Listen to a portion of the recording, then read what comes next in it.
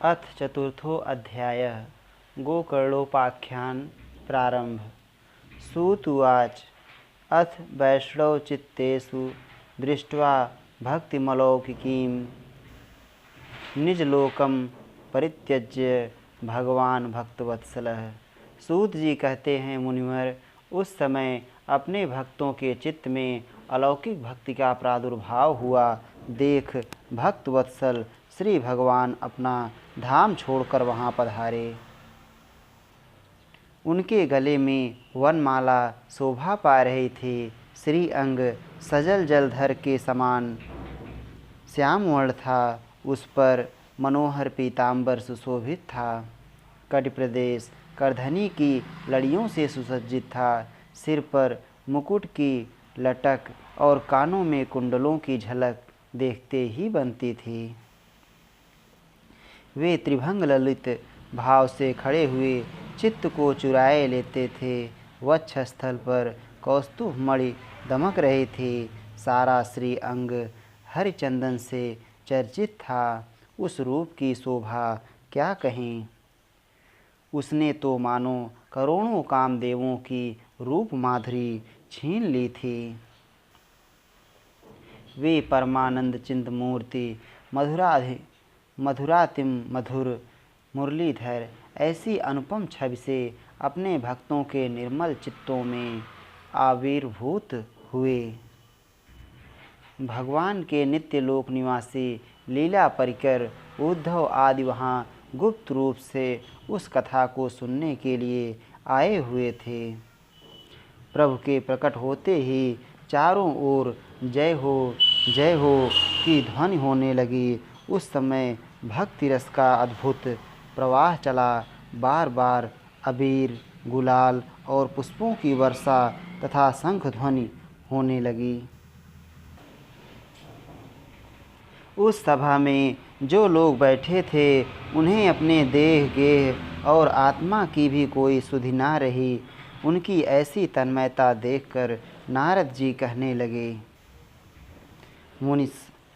मुनीश्वर गण, आज सप्ताह श्रवण की मैंने यह बड़ी ही अलौकिक महिमा देखी। यहाँ तो जो बड़े मूर्ख, दुष्ट और पशु पक्षी भी हैं, वे सभी अत्यंत निष्पाप हो गए हैं। अतः इसमें संदेह नहीं कि कलिकाल में चित्त की शुद्धि के लिए इस भगवत कथा के समान मर्त्यलोक में पाप पुंज का नाश करने वाला कोई दूसरा पवित्र साधन नहीं है। मुनिवर, आप लोग बड़े कृपालु हैं। आपने संसार के कल्याण का विचार करके यह बिल्कुल निराला ही मार्ग निकाला है।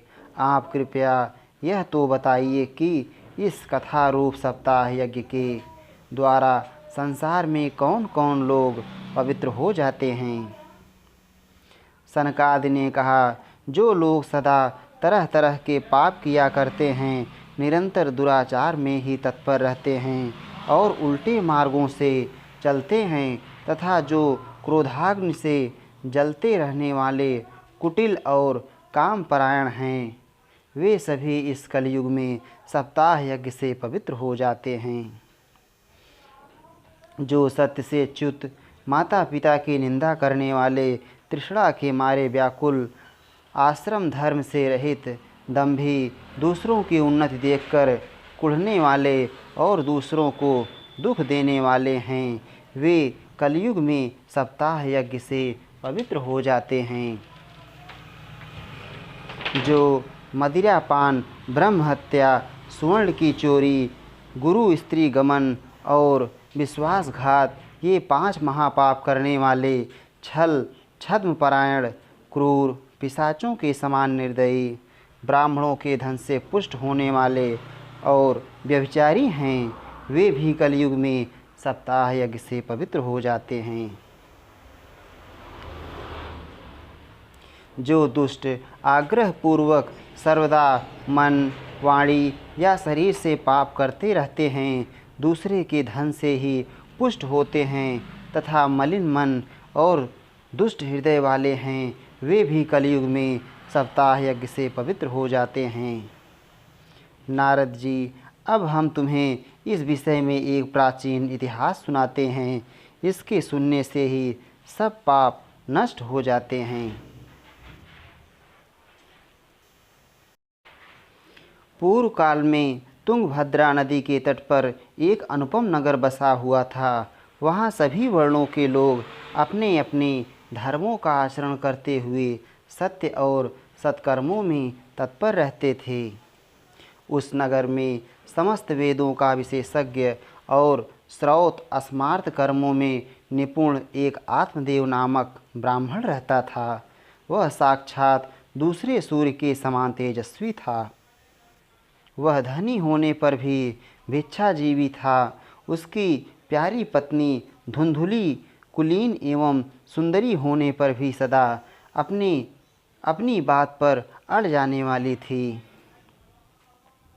उसे लोगों की बात करने में सुख मिलता था। स्वभाव था क्रूर, प्रायः कुछ न कुछ बकवाद करती रहती थी। गृह कार्य में निपुण थी, कृपण थी और थी झगड़ालू भी। इस प्रकार ब्राह्मण दंपति प्रेम से अपने घर में रहते और विहार करते थे। उनके पास अर्थ और भोग विलास की सामग्री बहुत थी। घर द्वार भी सुंदर थे, परंतु उससे उन्हें सुख नहीं था। जब अवस्था बहुत ढल गई तब उन्होंने संतान के लिए तरह तरह के पुण्य कर्म आरंभ किए और वे दीन दुखियों को गौ, पृथ्वी, सुवर्ण और वस्त्र आदि दान करने लगे। इस प्रकार धर्म मार्ग में उन्होंने अपना आधा धन समाप्त कर दिया, तो भी उन्हें पुत्र या पुत्री किसी का भी मुख देखने को ना मिला। इसलिए अब वह ब्राह्मण बहुत ही चिंतातुर रहने लगा। एक दिन वह ब्राह्मण देवता बहुत दुखी होकर घर से निकलकर वन को चल दिया। दोपहर के समय उसे प्यास लगी, इसलिए वह एक तालाब पर आया। संतान के अभाव के दुख ने उसके शरीर को बहुत सुखा दिया था, इसलिए थक जाने के कारण जल पीकर वह वहीं बैठ गया। 2 घड़ी बीतने पर वहाँ एक सन्यासी महात्मा आए। जब ब्राह्मण देवता ने देखा कि वे जल पी चुके हैं, तब वह उनके पास गया और चरणों में नमस्कार करने के बाद सामने खड़े होकर लंबी लंबी सांसें लेने लगा। सन्यासी ने पूछा, कहो ब्राह्मण देवता, रोते क्यों हो? ऐसी तुम्हें क्या भारी चिंता है? तुम जल्दी ही मुझे अपने दुख का कारण बताओ। ब्राह्मण ने कहा, महाराज, मैं अपने पूर्व जन्म के पापों से संचित दुख का क्या वर्णन करूं? अब मेरे पितर मेरे द्वारा दी हुई जलांजलि के जल को अपनी चिंता जनित सांस से कुछ गर्म करके पीते हैं। देवता और ब्राह्मण मेरा दिया हुआ प्रसन्न मन से स्वीकार नहीं करते। संतान के लिए मैं इतना दुखी हो गया हूँ कि मुझे सब सूना ही सूना दिखाई देता है। मैं प्राण त्यागने के लिए यहाँ आया हूँ। संतानहीन जीवन को धिक्कार है, संतानहीन गृह को धिक्कार है, संतानहीन धन को धिक्कार है और संतानहीन कुल को धिक्कार है। मैं जिस गाय को पालता हूँ वह भी सर्वथा बाँझ हो जाती है। जो पेड़ लगाता हूँ उस पर भी फल फूल नहीं लगते। यदि सुखदेव जी की तरह यह गर्भ भी पेट में ही रह गया तो इसे बाहर कैसे निकाला जाएगा? और कहीं प्रसव काल के समय वह टेढ़ा हो गया तो फिर प्राणों से ही हाथ धोना पड़ेगा। यूँ भी प्रसव के समय बड़ी भयंकर पीड़ा होती है। मैं सुकुमारी भला यह सब कैसे सह सकूँगी? मैं जब दुर्बल पड़ जाऊँगी तब ननद रानी आकर घर का सब माल मता समेत ले जाएंगी और मुझसे तो सत्य शौच आदि नियमों का पालन होना भी कठिन ही जान पड़ता है। जो स्त्री बच्चा जनती है उसे उस बच्चे के लालन पालन में भी बड़ा कष्ट होता है। मेरे विचार से तो वंध्या या विधवा स्त्रियां ही सुखी हैं। मन में ऐसे ही तरह तरह के कुतर्क उठने से उसने वह फल नहीं खाया, और जब उसके पति ने पूछा फल खा लिया, तब उसने कह दिया हाँ खा लिया। एक दिन उसकी बहन अपने आप ही उसके घर आई। तब उसने अपनी बहन को सारा वृत्तांत सुनाकर कहा कि मेरे मन में इसकी बड़ी चिंता है। मैं इस दुख के कारण दिनों दिन दुबली हो रही हूँ। बहन, मैं क्या करूँ? बहन ने कहा, मेरे पेट में बच्चा है, प्रसव होने पर वह बालक मैं तुझे दे दूँगी। तब तक तू गर्भवती के समान घर में गुप्त रूप से सुख से रह। तू मेरे पति को कुछ धन दे देगी तो वे तुझे अपना बालक दे देंगे। हम ऐसी युक्ति करेंगे कि जिसमें सब लोग यही कहें कि इसका बालक 6 महीने का होकर मर गया, और मैं नित्य प्रति तेरे घर आकर उस बालक का पालन पोषण करती रहूँगी। तू इस समय इसकी जांच करने के लिए यह फल गौ को खिला दे। ब्राह्मणी ने स्त्री स्वभाववश जो जो उसकी बहन ने कहा था वैसे ही सब किया। इसके पश्चात समयानुसार जब उस स्त्री के पुत्र हुआ, तब उसके पिता ने चुपचाप लाकर उसे धुंधुली को दे दिया, और उसने आत्मदेव को सूचना दे दी कि मेरे सुखपूर्वक बालक हो गया है। इस प्रकार आत्मदेव के पुत्र हुआ सुनकर सब लोगों को बड़ा आनंद हुआ। ब्राह्मण ने उसका जात कर्म संस्कार करके ब्राह्मणों को दान दिया, और उसके द्वार पर गाना बजाना तथा अनेक प्रकार के मांगलिक कृत्य होने लगे। धुंधुली ने अपने पति से कहा, मेरे स्तनों में तो दूध ही नहीं है, फिर गौ आदि किसी अन्य जीव के दूध से मैं इस बालक का किस प्रकार पालन करूंगी? मेरी बहन के अभी बालक हुआ था, वह मर गया है। उसे बुलाकर अपने यहाँ रख लें तो वह आपके इस बच्चे का पालन पोषण कर लेगी। तब पुत्र की रक्षा के लिए आत्मदेव ने वैसा ही किया, तथा माता धुंधुली ने उस बालक का नाम धुंधुकारी रखा। इसके बाद 3 महीने बीतने पर उस गौ के भी एक मनुष्याकार बच्चा हुआ। वह सर्वांग सुंदर, दिव्य, निर्मल तथा सुवर्ण की सी कांति वाला था। उसे देखकर ब्राह्मण देवता को बड़ा आनंद हुआ, और उसने स्वयं ही उसके सब संस्कार किए। इस समाचार से और सब लोगों को भी बड़ा आश्चर्य हुआ, और वे बालक को देखने के लिए आए तथा आपस में कहने लगे, देखो भाई, अब आत्मदेव का कैसा भाग्य उदय हुआ है। कैसे आश्चर्य की बात है कि गौ के भी ऐसा दिव्य रूप बालक उत्पन्न हुआ है।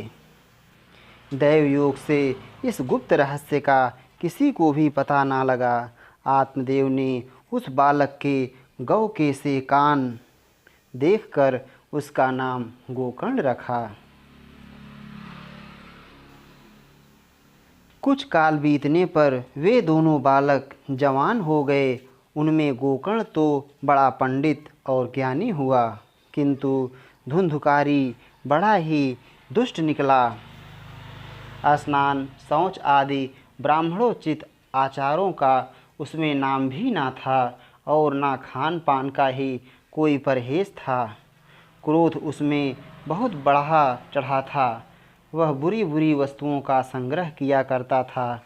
मुर्दे के हाथ से छुआया हुआ अन्न भी खा लेता था। दूसरों की चोरी करना और सब लोगों से द्वेष बढ़ाना उसका स्वभाव बन गया था। छिपे छिपे वह दूसरों के घरों में आग लगा देता था। दूसरों के बालकों को खिलाने के लिए गोद में लेता और उन्हें चट कुएं में डाल देता। हिंसा का उसे व्यसन सा हो गया था। हर समय वह अस्त्र शस्त्र धारण किए रहता और बेचारे अंधे और दीन दुखियों को व्यर्थ तंग करता। चांडालों से उसका विशेष प्रेम था। बस हाथ में फंदा लिए कुत्तों की टोली के साथ शिकार की टोह में घूमता रहता। वेश्याओं के जाल में फंसकर उसने अपने पिता की सारी संपत्ति नष्ट कर दी। एक दिन माता पिता को मार पीट कर घर के सब बर्तन भांडे उठा ले गया। इस प्रकार जब सारी संपत्ति स्वाहा हो गई तब उसका कृपण पिता फूट फूट कर रोने लगा और बोला, इससे तो इसकी माँ का बाँझ रहना ही अच्छा था। कुपुत्र तो बड़ा ही दुखदाई होता है। अब मैं कहाँ रहूँ, कहाँ जाऊँ, मेरे इस संकट को कौन काटेगा। हाय, मेरे ऊपर तो बड़ी विपत्ति आ पड़ी। इस दुख के कारण अवश्य मुझे एक दिन प्राण छोड़ने पड़ेंगे। उसी समय परम ज्ञानी गोकर्ण जी वहाँ आए और उन्होंने पिता को वैराग्य का उपदेश करते हुए बहुत समझाया। वे बोले, पिताजी, यह संसार असार है। यह अत्यंत दुख रूप और मोह में डालने वाला है। पुत्र किसका, धन किसका, स्नेहवान पुरुष रात दिन दीपक के समान जलता रहता है। सुख ना तो इंद्र को है और ना चक्रवर्ती राजा को ही। सुख है तो केवल विरक्त एकांत जीवी मुनि को। यह मेरा पुत्र है, इस अज्ञान को छोड़ दीजिए। मोह से नरक की प्राप्ति होती है। यह शरीर तो नष्ट होगा ही, इसलिए सब कुछ छोड़कर वन में चले जाइए। गोकर्ण के वचन सुनकर आत्मदेव वन में जाने के लिए तैयार हो गया और उसने उनसे कहने लगा, बेटा, वन में रहकर मुझे क्या करना चाहिए, यह मुझसे विस्तार पूर्वक कहो। मैं बड़ा मूर्ख हूँ। अब तक कर्मवश स्नेह पास में बंधा हुआ अपंग की भांति इस घर रूप अंधेरे कुएं में ही पड़ा रहा हूँ। तुम बड़े दयालु हो, इससे मेरा उद्धार करो। गोकर्ण ने कहा, पिताजी, यह शरीर हड्डी मांस और रुधिर का पिंड है। इसे आप मैं मानना छोड़ दें और स्त्री पुत्र आदि को अपना कभी ना माने। इस संसार को रात दिन क्षण भंगुर देखें। इसकी किसी भी वस्तु को स्थायी समझकर उसमें राग ना करें। बस एकमात्र वैराग्य रस के रसिक होकर भगवान की भक्ति में लगे रहें। भगवत भजन ही सबसे बड़ा धर्म है। निरंतर उसी का आश्रय लिए रहें। अन्य सब प्रकार के लौकिक धर्मों से मुख मोड़ लें। सदा साधुजनों की सेवा करें। भोगों की लालसा को पास ना फटकने दें तथा जल्दी से जल्दी दूसरों के गुण दोषों का विचार करना छोड़कर एकमात्र भगवत सेवा और भगवान की कथाओं के रस का ही पान करें। इस प्रकार पुत्र की वाणी से प्रभावित होकर आत्मदेव ने घर छोड़ दिया और वन की यात्रा की। यद्यपि उसकी आयु उस समय 60 वर्ष हो चुकी थी, फिर भी बुद्धि में पूरी दृढ़ता थी। वहाँ रात दिन भगवान की सेवा पूजा करने से और नियम पूर्वक भागवत के 10वें स्कंध का पाठ करने से उसने भगवान श्री कृष्णचंद्र को प्राप्त कर लिया। इत श्रीपद पुराणे उत्तरखंडे श्रीमद्भागवत महात्म्ये विप्रमोक्षो नाम 14 अध्यायः। श्री राधा वल्लभ लाल की जय।